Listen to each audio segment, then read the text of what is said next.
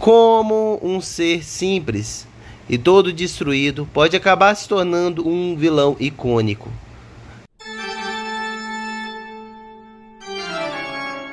E hoje a gente irá falar de Inuyasha, o anime que mostra um vilão que inicialmente era o Naraki. Ele basicamente era uma pessoa extremamente moribunda. Inicialmente na obra, muito antes do desenvolver, que ele não tinha um corpo, uma presença. Ele era tratado por uma sacerdotisa, que no caso é a Kikyo. Essa história toda de Inuyasha se passa numa mescla entre o Japão de acho que mais ou menos 1900 a 1950, com uma versão do Japão mais ou menos, né, na época feudal e tudo mais, que ainda tinham outros costumes antigos. Aí fica essa mescla entre o passado e o futuro. E nisso tem a Gomi, que basicamente ela é uma pessoa que vinda do futuro, que vai para esse passado para poder, num acidente que houve, ela esbarra ela entra lá numa espécie de cisterna e vai parar nesse outro mundo. E nesse outro mundo tem essa realidade em que esse cara, inicialmente todo moribundo e tudo mais, ele foi se alimentando de outros seres, que foi o Naraki, que é o grande vilão. Ele se alimenta tanto de outros seres que ele vai se fortalecendo, e quanto mais ele vai se fortalecendo, ele foi se tornando um grande vilão. Ele foi adquirindo um grande poder e sempre indo atrás da joia de 4 almas. Depois que ele conseguiu essa joia, que é uma joia rara, ele basicamente se tornou mais e mais forte. E o objetivo dele é destruir toda aquela região. Ele quer dominar tudo. Pode-se dizer assim, os yokais e toda aquela região da época feudal. Ele é como pode dizer, o principal grande vilão. E por ele querer destruir as coisas, ele tem que ser parado acima de tudo. Aí nisso vem o Kikyo, literalmente a Kikyo, se junta com o Inuyasha, que foi inicialmente um cara que ela achou preso numa árvore, que ele é um mestiço de humano e mais ou menos como se fosse um demônio, pode dizer assim, que é o humano cachorro, que tem essa peculiaridade dos dois. Aí nisso eles vão fazendo novas parcerias com outras pessoas que eles vão encontrando pelo caminho, como outro sacerdote, que é o sacerdote safado, que infelizmente eu não lembro o nome dele, que ele é como se fosse um budista e tudo mais. Tem ele faz parceria também com um outro yokai, que é uma raposinha, que tem a habilidade de se transformar em outro ser, no caso apenas a aparência. Também eles vão encontrando outros caçadores de yokais, e nisso eles vão indo em busca de parar o Naraki. E vai se desenvolvendo também um relacionamento entre a Kikyo e o Inuyasha. Aí basicamente a outra relacionamento fica esse triângulo amoroso entre a Kikyo, o Inuyasha e a Gomi. A Kikyo, infelizmente, é apenas um espírito, que ela é mantida viva por outros espíritos que colocam sua alma, porque uma bruxa velha lá trouxe ela de volta, mas ela voltou dessa forma incompleta. Pode-se dizer assim. Já a Kikyo não, a Kikyo é a garota do futuro que foi pro passado, sem saber, tipo, foi puxada por uma criatura, acabou viajando no tempo. E nisso fica esse dilema, pois horas ela tá no passado, horas ela vai pro futuro. Às vezes ela leva coisas do futuro pro passado e vice-versa, para viver essa caça contínua ao lendário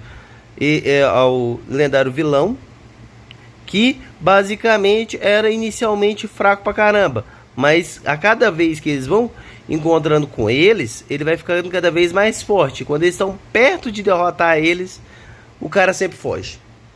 O cara é forte e tudo mais, mas ele sempre foge, ele sempre dá um jeitinho lá e você descobre que ou que aquele lá que tava lá, aquele vilão que tava, não era o verdadeiro Naraki, era apenas um cupicha, ou basicamente ele usa lá uma artimanha lá e sempre foge. E toda vez que ele vai fugindo, eles reencontram com ele, ele tá cada vez mais e mais forte e controlando mais e mais regiões. Então é um vilão que começa não sendo um vilão, sendo um ser moribundo, se torna um yokai.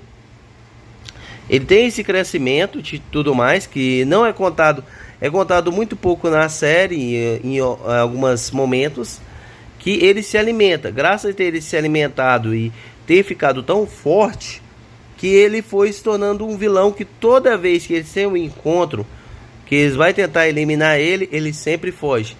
E fica nisso por vários episódios. E a série é boa, e no Inuyasha é bom.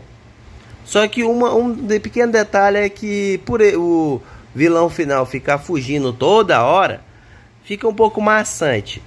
Literalmente a história é um pouco maçante por acompanhar toda vez essa fuga do Naraki, o Inuyasha aprendendo novas habilidades e ficando cada vez mais forte, a Agome melhorando sua mira de arco e flecha, e a sua procura para atrás dos fragmentos da joia de 4 almas, pode dizer assim, e fica nesse loop até um dia, acredito eu, não assisti até o final, eles finalmente vão conseguir derrotar